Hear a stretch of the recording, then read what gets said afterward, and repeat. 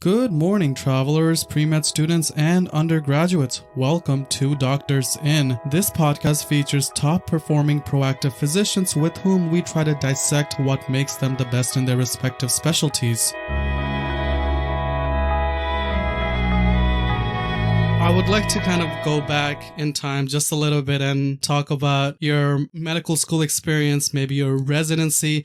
So do you have any favorite failures from medical school or residency that really stood out to you or taught you a lot? That's a great question. I think the first year of residency, and I think everyone kind of feels that way. You're scrubbing in surgery for the first time relatively, actually getting to do stuff for the first time relatively. And you're looking at senior residents who are 5-6 years ahead of you, and you see how good they are, and you see how fast they are, and you see how effective they are at suturing and at just, seamlessly moving their hands and just making it look really easy. And then you're struggling to, put in a suture, you're struggling to move your hands the way you want them to move. Maybe your hands are a little bit shaky just because, your intrinsic muscles in your hand aren't quite yet used to those kind of movements and the tools that you're using. And so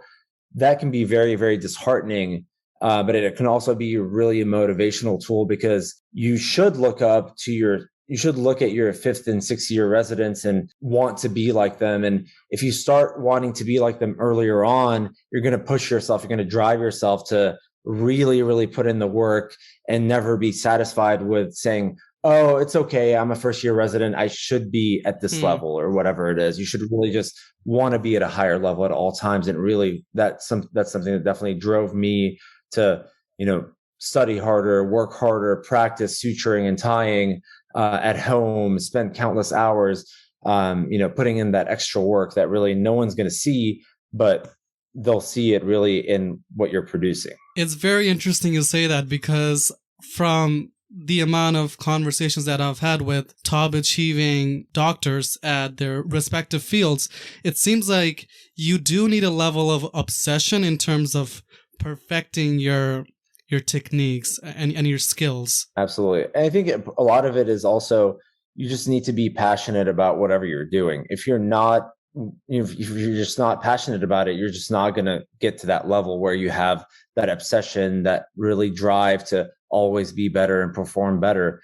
That was kind of me in a lot of my rotations and residency, where even though they were surgical rotations, I just wasn't motivated there because I didn't specifically like what surgery they were performing, or it just didn't appeal to me on some level. And so that's why it's so important to really rotate through all surgical fields, rotate through all medicine fields, and pick something that you are truly, truly passionate about.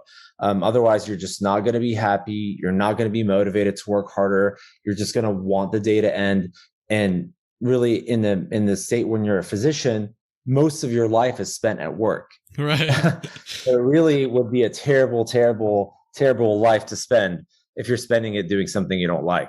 If you enjoyed this short segment, please like the video and comment any feedback. Also, feel free to check out the full podcast episode where we try to ask the right questions to deconstruct study strategies, useful habits, constructive failures, and life lessons. The podcast can be streamed on all platforms.